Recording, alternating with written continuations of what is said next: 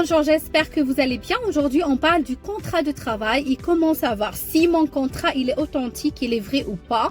Est-ce que je suis tombée dans l'arnaque?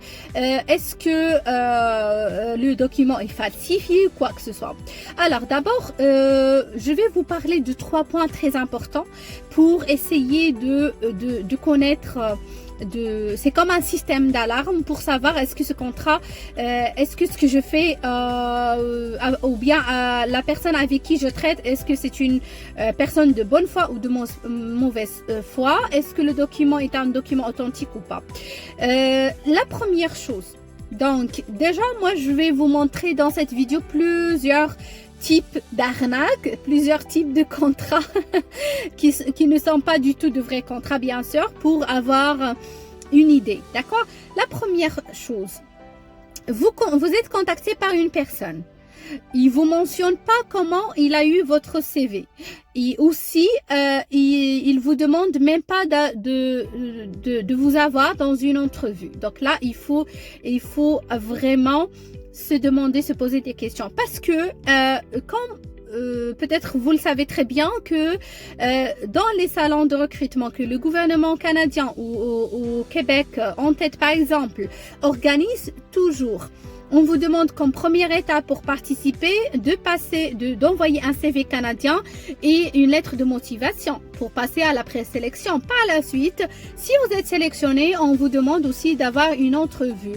Et dans l'entrevue, c'est toujours via Skype ou via notre moyen de communication, mais on demande souvent de vous voir et de vous parler. Donc ça, c'est la première chose. Si quelqu'un vous demande ou vous envoie un contrat sans vous voir dans une entrevue, au préalable, il faut absolument se poser des questions. Deuxième chose, vous étiez contacté par email par quelqu'un, une personne. Vous savez très bien que c'est pas vous qui a envoyé, que l'organisme ne vous dit rien, que vous n'avez pas envoyé votre CV. Et la personne, au bout de 2 emails, 3 emails, il vous envoie votre contrat. Bah, sachez, mesdames et messieurs, que les procédures pour avoir un contrat de travail au Canada, ça prend plus qu'une semaine. On n'a pas une procédure qui dure une semaine. Même pour les professions simplifiées qui ne demandent pas une UMT, on ne parle pas d'une semaine, on parle plus que ça. Donc, on a souvent des procédures, soit avec UMT ou sans UMT.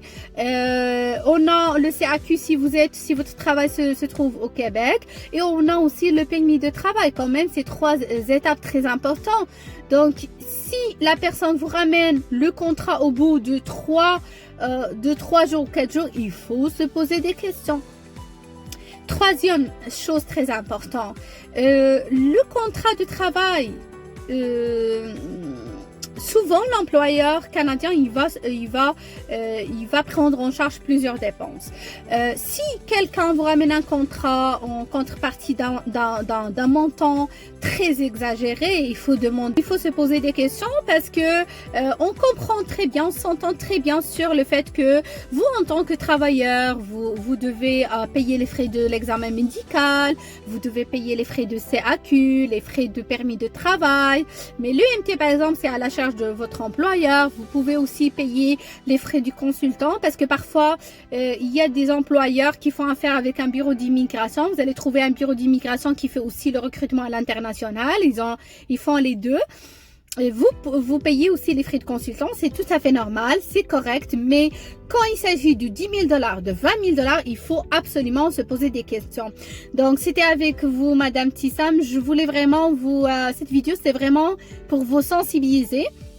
Au pire des cas, si vous savez, si vous avez obtenu un contrat de travail et vous ne savez pas si c'est vrai ou si c'est faux, est-ce que vous faites affaire avec un arnaqueur ou une personne sérieuse, ben nous, au bureau, on a un service de vérification. Vous pouvez faire affaire avec nous et faire appel à ce service et puis il nous fera énormément plaisir de vous aider. Merci et bon courage à tout le monde.